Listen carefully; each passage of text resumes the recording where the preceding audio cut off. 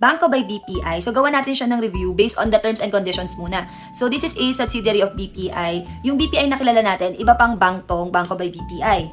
So, for the first one na nakalagay dun sa website nila, deposit balance requirements and rates. So, dito, wala tayong required na initial deposit. Pero may makikita ka dun na number 1 sa taas yan. So, ibig sabihin yan ay kailangan daw, pag nag-open ka ng Todo Savings mo, within 30 days from the account opening, kailangan makapag-deposit ka para hindi mag-close yung account mo. So, wala siya naman agad na i-require sa inyo na deposit amount, pero kailangan within 30 days deposit tayo. Required maintaining balance, so wala naman siyang maintaining balance. But, in order for you to have the interest, kasi diba, ang ano nila, kaya gusto to ng mga tao kasi daw, 5% interest. Pag mag-open kasi kayo doon sa BPI, Banco by BPI, dalawa yung pamimilian nyo, the Pondo Ko Savings and the Todo Savings. The Pondo Ko Savings, yung interest niyan is just like the usual interest of the banks, which is 0.0625%. Ngayon, yung favorite ng mga tao is the Todo Savings, which will give you 5%. But, in order for you to get that 5%, you need to have at least 5,000 na deposit. And then, dapat hindi ka magbibilo with the 5,000. So, may nakalagay dyan na interest rate nila na 5% is per annum. So, kapag ka below 5,000 ka, you will not get any interest. Kapag naman 5,000 to 1 million yung malalagay mo, you will get the 5%. Pero yung lahat ng amount on top or excess of the 1 million will get the 0.0625% or yung usual na interest ng mga banks.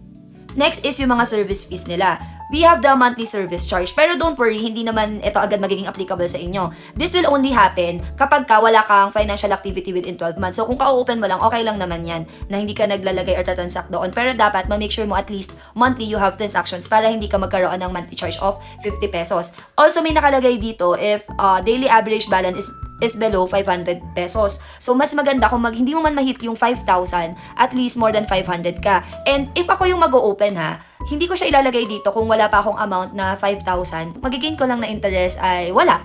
So, mas option ko, ilagay siya sa iba. Pero kung meron akong amount na 5,000, sobrang goods talaga nito kasi ang 5,000 mo will earn 5%. So, yun.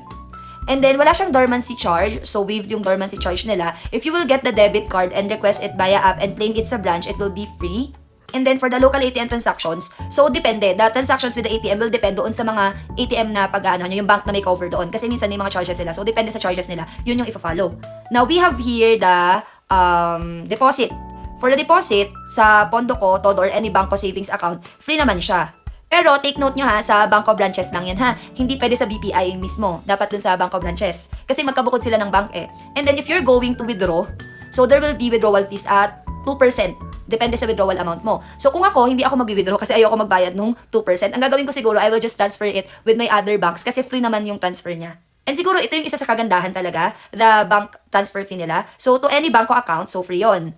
To any BPI account, free din yon. To any e-wallets or banks, free din siya. So, unlimited free to talaga, kaya maganda siya. So, yun nga lang, sa akin sa experience ko pa lang, within ilang days kung kakabukas nung, medyo minsan may pagkalag lang siya. So, kung medyo emergencyhan ang datingan natin, parang better to have backups pa rin. Kasi nga minsan talaga nag-ano siya ayaw niya mag-proceed. So, kaya, backup.